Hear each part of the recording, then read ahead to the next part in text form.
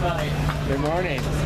My name is Barry Gawanter, and I am the Director of the Onondaga County Human Rights Commission. On behalf of Onondaga County and County Executive Joni Mahoney, I would like to welcome everybody to the New York State Fair. Onondaga County is very, very proud to host the New York State Fair, and we are extremely proud to celebrate the diversity of Central New York and New York State on this very, very special day.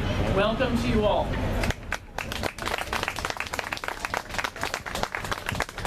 Good morning. I'm Ross Levi.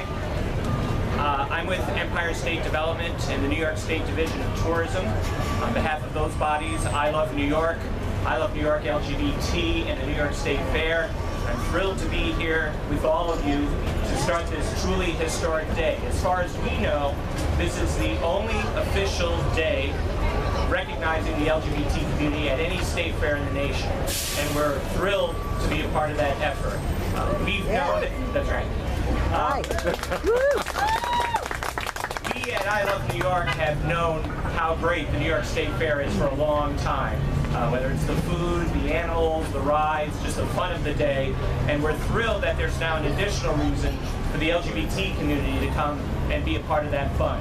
We also hope that everyone, including the LGBT community, will use it as an opportunity to see the beautiful Finger Lakes region, whether it's the food and drink of the region and going to wineries along one of the Finger Lakes, whether it's the great shopping over at Destiny USA, whether it's the historical attractions like the founding of the women's rights movement at the Women's Rights National Park.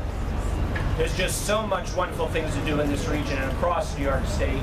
We're glad that the fair is a part of it, and we encourage everybody to see our beautiful state and find what you love about New York.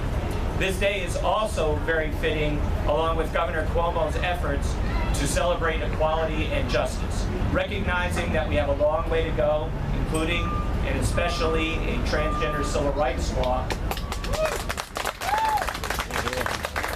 There have been so many great efforts so far to protect our community, from addressing the health and human service needs of the LGBT community through funding and data collection, through protections for the transgender community, through birth certificates and health care coverage, and just, of course, the achievement of marriage equality here in New York State. Governor Cuomo has been a great champion of equality and justice for all people, including the LGBT community, and this is just another example of that. So I welcome everyone to celebrate the fair, have a great day, enjoy yourselves, and take advantage of all that New York State has to love. Thank you. Thank you.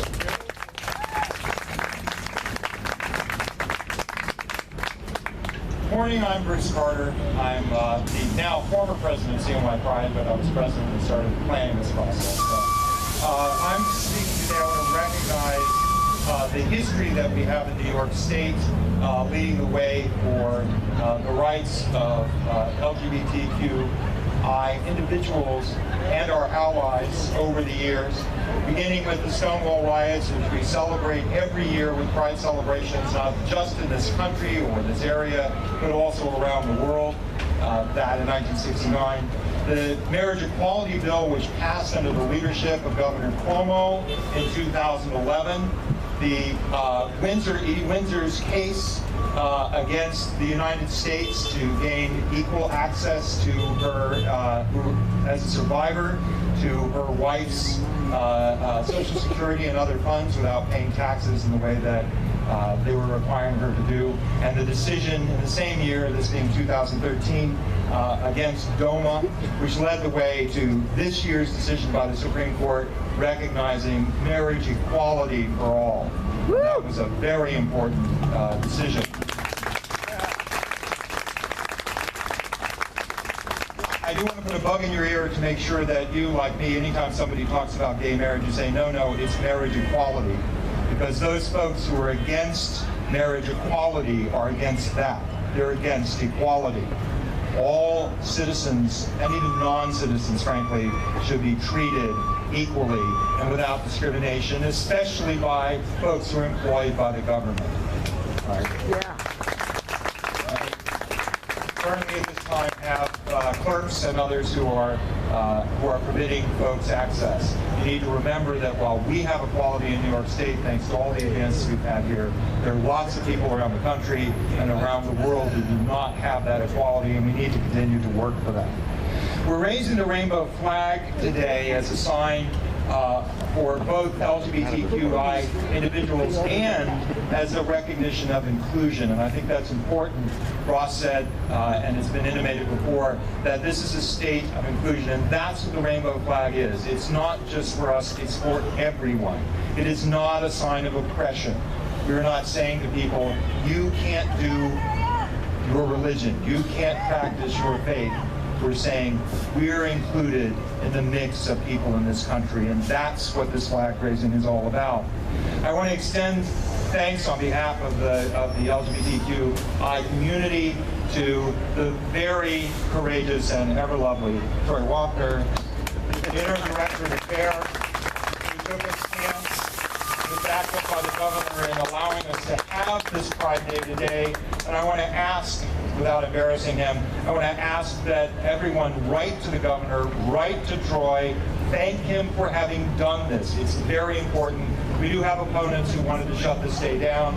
We have folks who are saying they won't go to the fair because they're going to be lesbians and gays and queers of various sorts here, and they fail to recognize that we've always been here.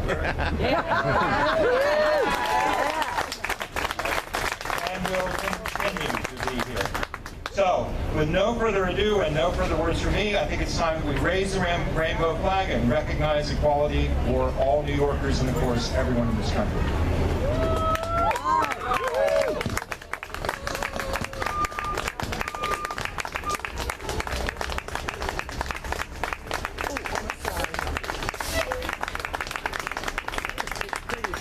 Isn't it? Thank you very much. Enjoy the fair. Make sure your presence is known. Do not sound nice.